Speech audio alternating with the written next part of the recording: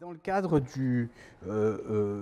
entre autres du LabEx Hopeville et puis de différents projets, un projet ANR qui s'appelle Phébus, avec des membres du LabEx Hopeville, des membres fondateurs du LabEx Hopeville, puis des membres qui sont devenus membres du LabEx Hopeville, comme Andrea Del Lungo qui vient d'être recruté, et puis un projet transatlantique avec l'Université de Chicago. Donc, alors, quelle est la raison pour laquelle il y a des graphes déjà?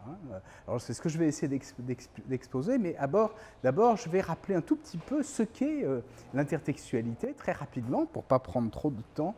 Et puis ensuite, je montrerai comment on essaye d'utiliser les techniques informatiques et le numérique pour détecter des marqueurs d'intertextualité. Et puis ensuite, on verra pourquoi on a besoin des graphes et ce qu'on a fait là-dessus. Alors, première chose, donc, ces notions ont été introduites dans les années 70, en particulier par un certain nombre de critiques littéraires français. Donc, vous avez des figures tout à fait vénérables, comme Antoine Compagnon, Gérard Genette, Julia Kristeva, etc. Ou d'autres, comme Harold Bloom, par exemple. Donc, quelle est l'idée? C'est que les auteurs ne sont pas isolés, ils sont pas seuls, et donc ils se réfèrent implicitement ou explicitement à leur maître, avec cette tension, l'anxiété, the anxiety of influence, la tension qui peut exister chez un auteur, entre la volonté d'être original et puis en même temps la fidélité à ses maîtres. D'abord parce qu'il a reproduit, il les a recopiés, et puis ensuite parce qu'il veut aussi leur rendre hommage, ou au contraire, il veut se distancier par rapport à eux, en le marquant, en jouant avec les références avec les maîtres. Alors, comment essayer de détecter des marqueurs d'intertextualité? C'est l'idée qu'on va retrouver des segments qui se retrouvent à la fois chez un auteur et chez un autre auteur. Et pour ça, on a d'abord utilisé des techniques de détection de plagiat. Alors, ces techniques, bien sûr, ont été utilisées largement dans les universités. Vous en avez peut-être dans vos différentes universités, pour s'assurer que les étudiants ne copient pas. Dans le cas des auteurs, c'est un peu plus difficile parce qu'ils copient intelligemment ou ils copient en transformant les choses. Et c'est dommage parce que ça nous simplifierait la tâche. Mais donc, on a repris les techniques de détection de plagiat, puis on les a assouplies, on les a généralisées pour détecter des choses qui sont beaucoup plus distantes. Alors, quelles sont les techniques de détection de plagiat? Il y en a un certain nombre. Il y a des techniques qui fonctionnent sur les fréquences de mots. On voit qu'on a à peu près la même fréquence. Alors ça, c'est bien pour des très gros, des choses massives, mais les techniques qui sont les plus utilisées fonctionnent sur des n-grammes, c'est-à-dire des séquences de n mots qui se suivent. On peut les énumérer de façon, donc pour ceux qui connaissent un peu l'informatique, une complexité linéaire. On prend toutes les séquences de n mots, on les stocke dans une base de données, et ensuite, quand on relit un nouveau texte, on regarde s'il y a des séquences de n mots qui ont déjà été stockées.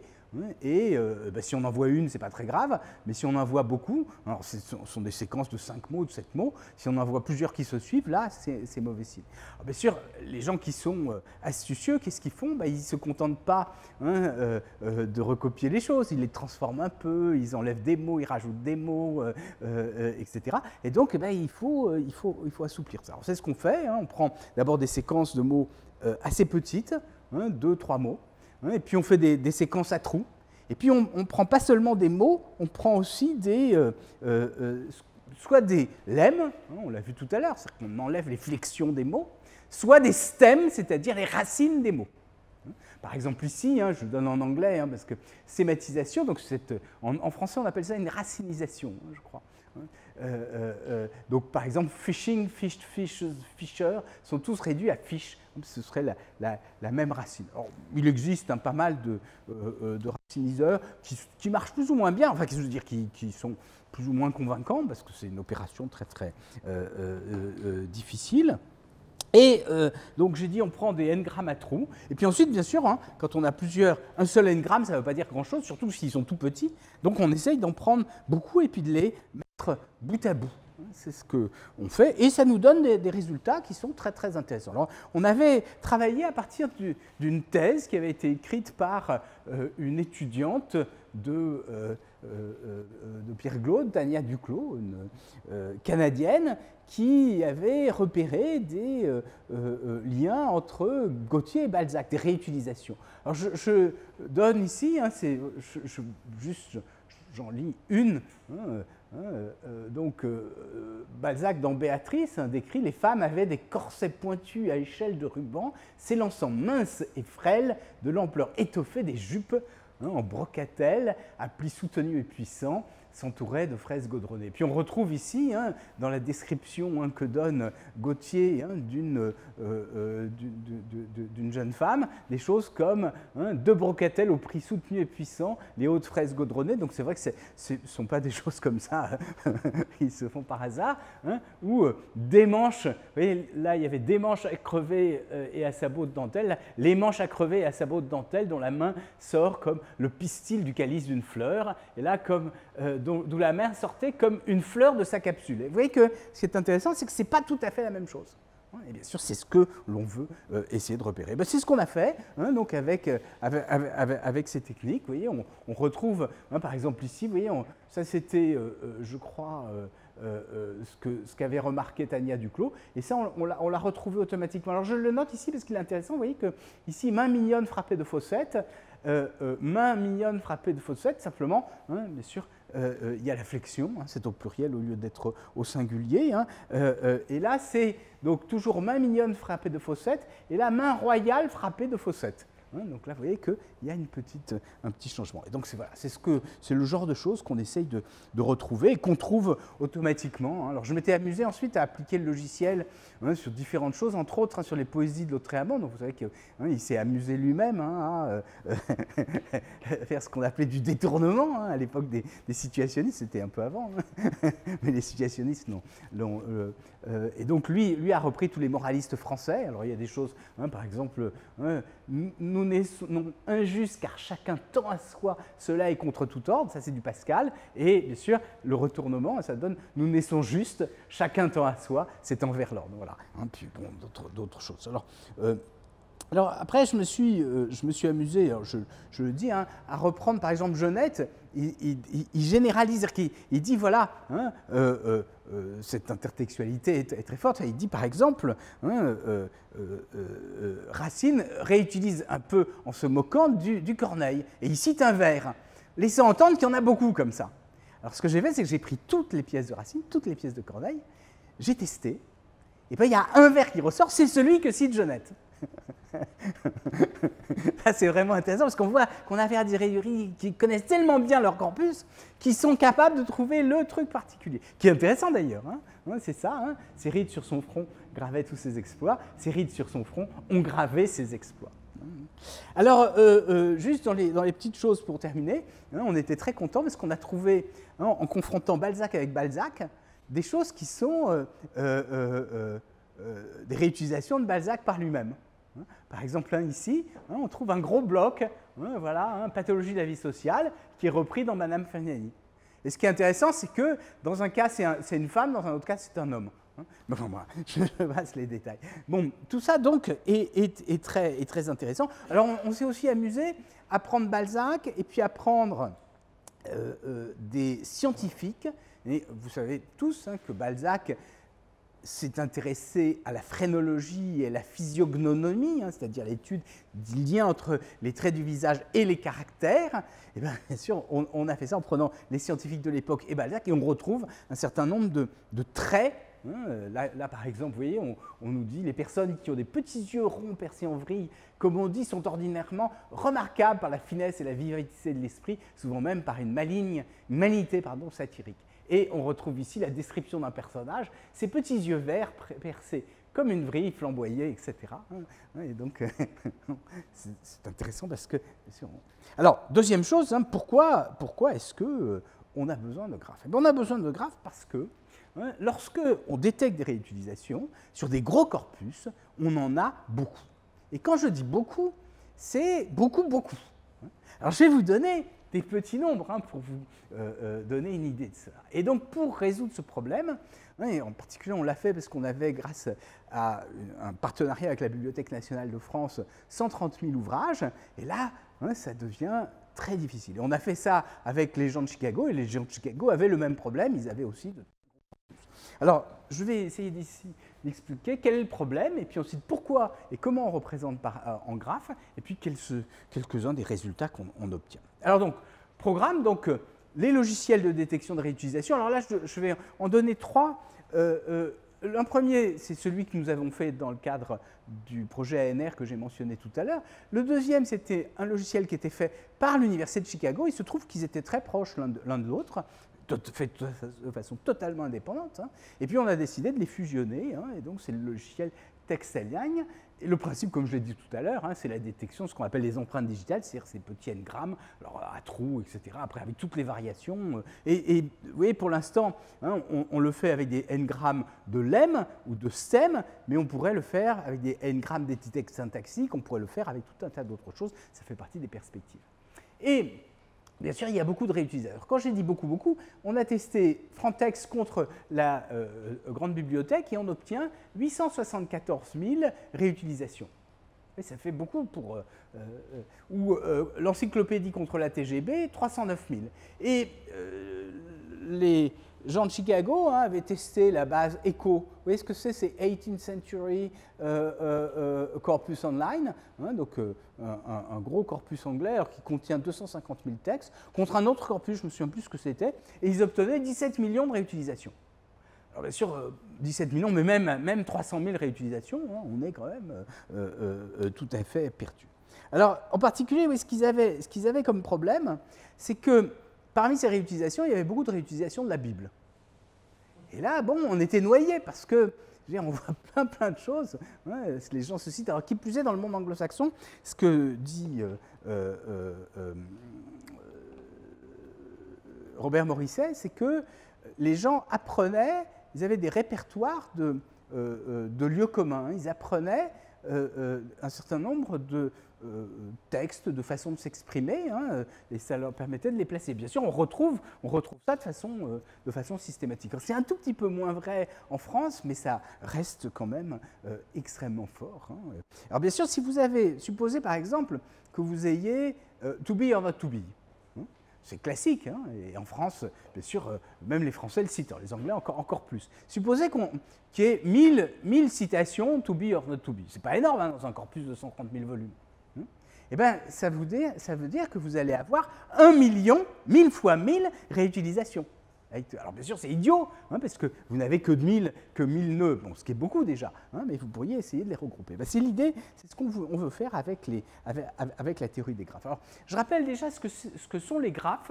Hein, alors, peut-être que tout le monde sait, mais je sais que parmi les littéraires, en particulier au début, quand j'en parlais à la Sorbonne, les gens, ils pensaient les graphes, c'est joli, c'est un dessin. Non, les graphes sont des objets mathématiques. Hein, et cette théorie a été introduite, entre autres, par un mathématicien français qui s'appelle Claude Berge, dont peut-être vous avez certainement eu connaissance. Non, vous savez que c'était donc quelqu'un de tout à fait original, hein, puisqu'il était en même temps membre de l'Oulipo, et il a écrit des romans, hein, et donc il a décrit donc, cette théorie. Alors qu'est-ce que c'est qu'un graphe?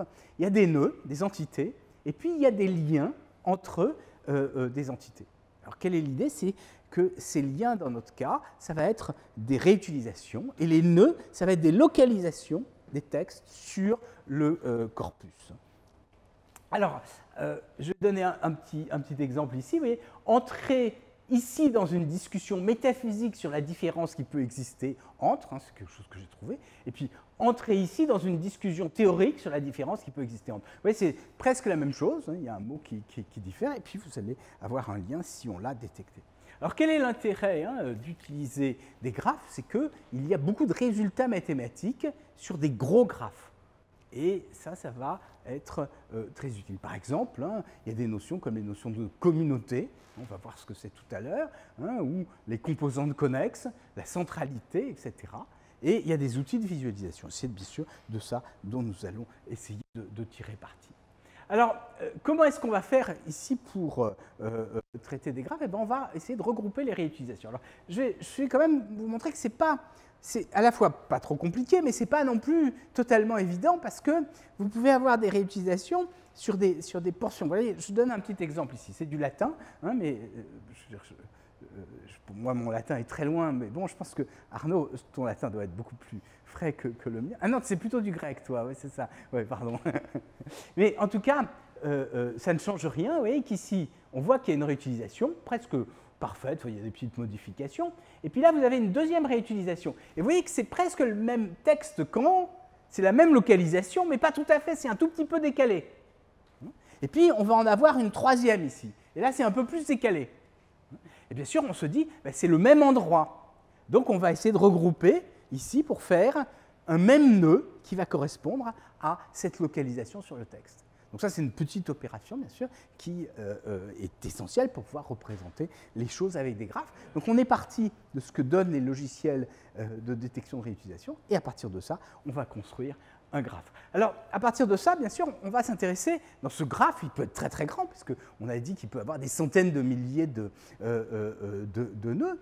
Hein, on va d'abord se dire, ben, il y a des nœuds du graphe qui sont en relation. Soit ils sont directement en relation, il y a une réutilisation, soit ils sont indirectement reliés. Par exemple, A et B, hein, la localisation A correspond à une réutilisation de ce qui est en B, hein, et vice-versa. Et puis ensuite, il peut y avoir une réutilisation entre C et B, mais bien sûr, comme C et A sont peut-être trop distincts pour qu'il y ait une... mais il y a quand même un lien entre les deux. Alors ça s'appelle les composantes connexes.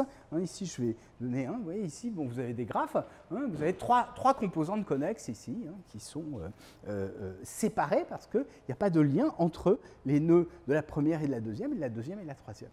Et puis ensuite, bien sûr, il arrive qu'il y ait des graphes, qui aient des liens, mais ces liens font que les choses sont quand même très éloignées. Et donc, à ce moment-là, qu'est-ce qu'on veut? Eh bien, c'est extraire ce qu'on appelle les communautés. Alors, qu'est-ce que c'est que les communautés?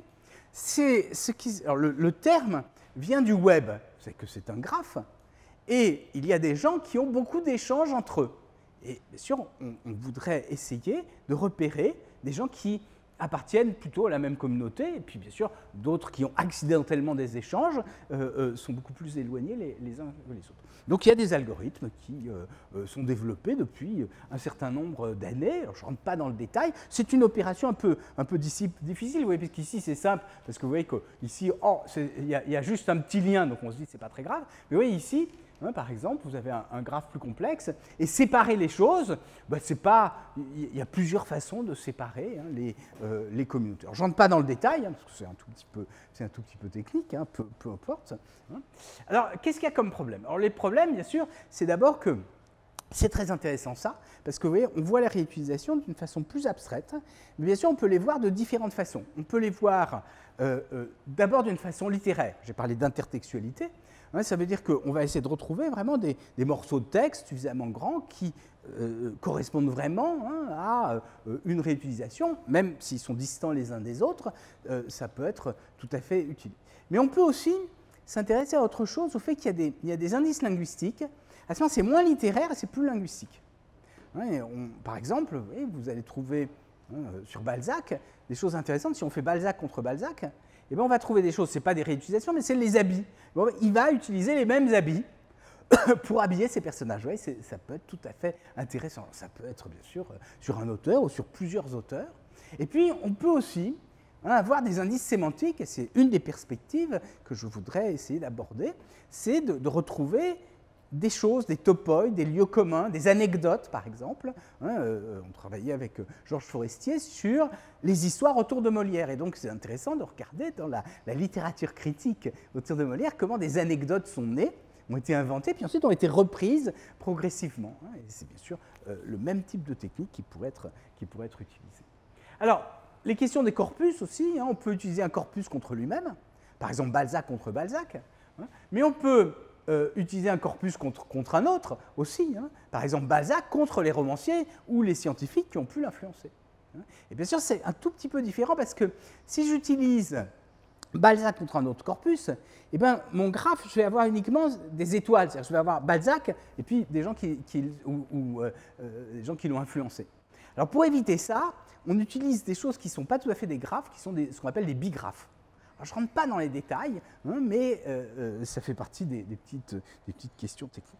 Et puis, bien sûr, là, on diminue considérablement la quantité, parce que le nombre de composantes connexes ou le nombre de de communauté, sur les grosses composantes connect, parce qu'en général, vous voyez, vous avez plein de petites composantes connect, et puis ensuite, vous avez une énorme composante connect, et puis ensuite, il faut rentrer à l'intérieur, parce que sinon, on n'y comprend rien, mais ça diminue quand même considérablement. Mais même là, on a, vous voyez, un graphe, là je donne un exemple de graphe qu'on peut avoir sur une composante connexe. Alors, on essaye de diminuer, et puis bien sûr, ensuite, ben, on est passé des centaines de milliers ou de millions de réutilisation à quelques milliers. Mais même quelques milliers, on est quand même très perdu. Et donc pour ça, il va falloir essayer de classer les choses. Alors comment on va classer? Bon, classer parce que les textes qui ont été repris sont plus ou moins importants. Donc en fonction de la taille des textes, en fonction du nombre de nœuds des textes, enfin en fonction de plusieurs critères. Et on a introduit ici une mesure. Par exemple, vous voyez, ici on prend le nombre de lemmes en commun, et puis on utilise des mesures d'information pour classer ce genre de choses. Alors je ne rentre pas dans le détail, et maintenant je voudrais vous montrer quelques résultats. Comment est-ce qu'on va faire pour interroger ce genre de choses? J'ai une demi-heure ou trois quarts d'heure? Donc j'ai 5 minutes là. D'accord. Ouais, 10 minutes. Non, mais ça va aller. Alors donc là, vous voyez, on peut interroger en demandant quels sont les auteurs, quelles sont les dates, quels sont les mots du titre, quelles sont les métadonnées, etc. Donc il y a tout un tas de façons de faire. Alors ici, on a fait une petite interface. Donc là, je crois que c'était Balzac versus le corpus romanesque. Donc là, il y a tout. Et vous voyez, tenez, tout en haut, je n'ai pas de pointeur, mais ce n'est pas grave. Vous voyez, la première communauté, elle contient 3835 nœuds, ce qui est beaucoup trop gros. Mais ensuite, elle va être décomposée. C'est la communauté 1. Enfin, la galaxie sous la composante connexe 1, et vous voyez, 1,54, 1,81, ça veut dire qu'on a utilisé les algorithmes de détection de communautés. Il y a des petites communautés qui sont beaucoup plus faibles. Puis ensuite, on peut, bien sûr, ça c'est contre le corpus romanesque. Donc là, je me suis limité à Gautier. Et puis, dans Gautier, ici, j'ai pris, vous voyez, donc là, il y en a beaucoup moins. Vous voyez, ici, il y en avait beaucoup. Et je les ai classés ici, vous voyez, par score moyen. Le score, c'est le nombre de lemmes communs. Alors, je l'ai divisé par le nombre de nœuds pour avoir quelque chose qui soit lié, bien sûr, au fait qu'il y a quelque chose de très réutilisé. Et j'ai pris là le premier, par exemple, vous voyez, et là, on donne les termes les plus courants qui sont à réutilisation. Racine fibreux, alors je donne ici, voilà, ici, Honoré de Balzac, voilà, une fille d'Ève, racine fibreuse 1000 fois plus déliée que les tresses de soie, des fées, plonges, etc. Racine fibreuse 1000 fois plus déliée que les tresses de fées, etc. Bon, il y a quelque chose quand même d'assez semblable entre les deux textes. Alors après, on peut faire des statistiques là-dessus. Oui, c'est assez joli, on donne une épaisseur. Alors là, c'est Balzac versus Balzac, et puis j'ai posé comme question boucle. Parce que, alors vous voyez qu'il y a deux choses, il y a les pantalons, les habits, et puis il y a les boucles de cheveux, c'est la dernière. Alors juste sur les pantalons et les habits, voilà ce qu'on obtient comme graphe. Et puis ensuite, on peut faire les statistiques, donc vous voyez les différents romans, on va faire les statistiques là, ici, et on a les mots, vous voyez, c'est intéressant parce qu'on voit en fonction des couleurs, ça correspond aux mots. Donc vous voyez, il y a des nœuds qui sont liés par le fait que ce sont les pantalons, ou au contraire, ce sont les chaussures, les souliers, etc. Et ici, vous avez juste, alors oui, on ne voit pas, c'est un peu loin. Mais enfin bon, on peut s'amuser avec ça. Vous avez juste les mots, et puis vous avez les liens, les co-occurrences des mots à l'intérieur de ces choses. Alors là, c'est sur corpus versus corpus, on a pris tout le corpus de Balzac, puis on regarde le nombre de réutilisations communes, et à partir de ça, donc on regarde la densité. C'est assez joli, parce que ça vous donne une idée de l'influence des auteurs. Alors bien sûr, c'est plus linguistique là que littéraire. Après, bien sûr, on peut avoir plein de choses. Alors, dernier point, puisqu'on parle des graphes, et ça rejoindra la question qui a été posée tout à l'heure, j'ai aussi travaillé il y a quelques années sur la génétique textuelle. Vous savez tous ce que c'est que la génétique textuelle. Ce sont les gens qui étudient les brouillons d'auteurs, et j'avais développé un logiciel qui permettait de comparer des états de texte. Oui, ça a été beaucoup développé dans un laboratoire qui s'appelle l'ITEM, et l'an dernier, il y avait le 50e anniversaire de l'ITEM, et donc on avait repris langue avec eux, parce que j'avais travaillé longtemps avec eux. Ça, c'est un manuscrit d'André Chédid. Vous voyez que chaque couleur, c'est une campagne de réécriture. Et ensuite, bien sûr, On peut comparer les états de texte. Donc là, on compare le tapuscrit avec le dernier état du texte. Et ça donne ça alors en détail. Bon, je ne rentre pas dans le détail, mais c'est passionnant parce que on voit les stratégies de l'auteur. Là, c'est André Chédid, donc c'est un petit recueil de nouvelles.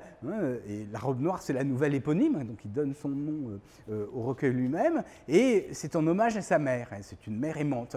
Mais bien sûr, quand on regarde les réécritures, on voit qu'elle est en train de régler ses comptes avec sa mère. Vous voyez, au début, elle commence par « Elle nous aimait », elle réécrit.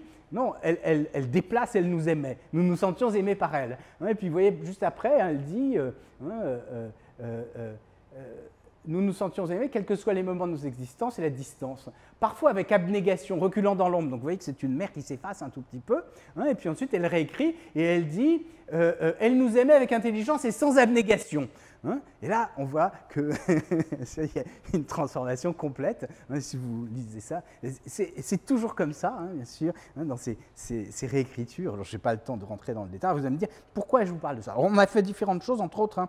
On a travaillé sur Ramuse. Donc, il y a quelqu'un qui est justement à Lausanne. On avait fait une édition des œuvres de Ramuse avec le logiciel qui permettait d'avoir une édition critique et de faire toutes les comparaisons. Alors, je ne rentre pas dans le détail, mais pourquoi est-ce qu'on parle ici de ce genre de choses? Parce que, justement, on voudrait faire de la génétique textuelle des temps modernes, avec des auteurs qui écrivent nativement de façon numérique.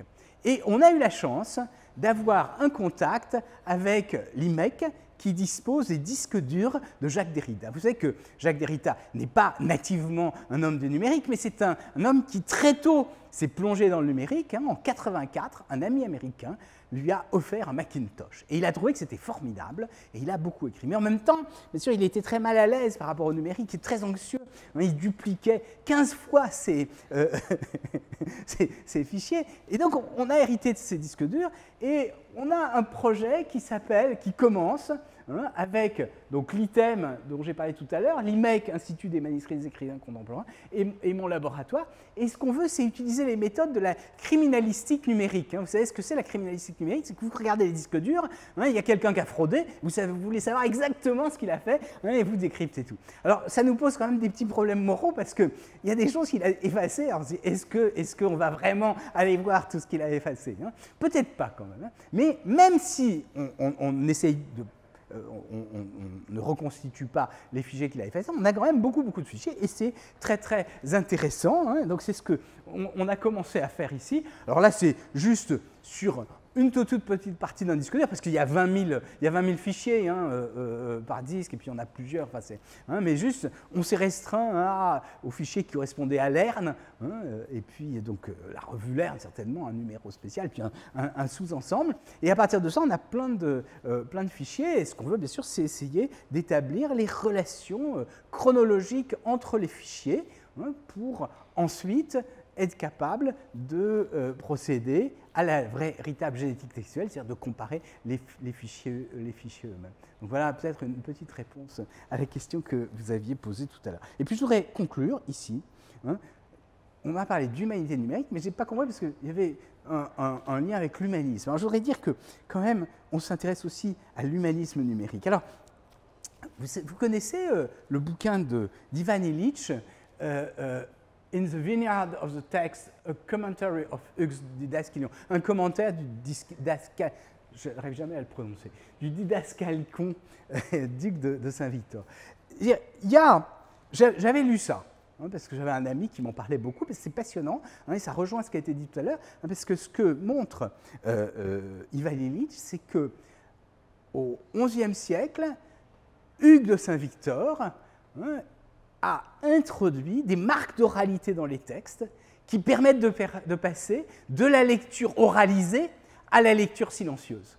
C'est un gain considérable. Et en particulier, il a introduit des blancs entre les mots, il a introduit des signes de ponctuation, il y a tout un tas d'inventions, je crois qu'il a introduit aussi des numéros de pages, etc. Alors, ça a joué un rôle tout à fait central. Et ce qui s'est produit, c'est qu'au moment où vous vous souvenez que Jussieu, il y avait de l'amiante. Donc on a vidé l'amiante de Jussieu, et quand on a reconstruit la grande tour qu'on appelle Zamansky, à ce moment-là, la ministre est venue faire un discours. Et elle a dit, ça fait 900 ans ici qu'on enseigne, parce que c'est le lieu où était l'abbaye Saint-Victor. Et là, je n'avais aucune idée de ça, parce que moi, Hugues de Saint-Victor, c'était un Saint-Victor abstrait. Tout d'un coup, je me suis dit, mais c'est extraordinaire, hein, on est au même endroit, 900 ans plus tard, et bien on essaye de faire un tout petit peu la même chose, c'est-à-dire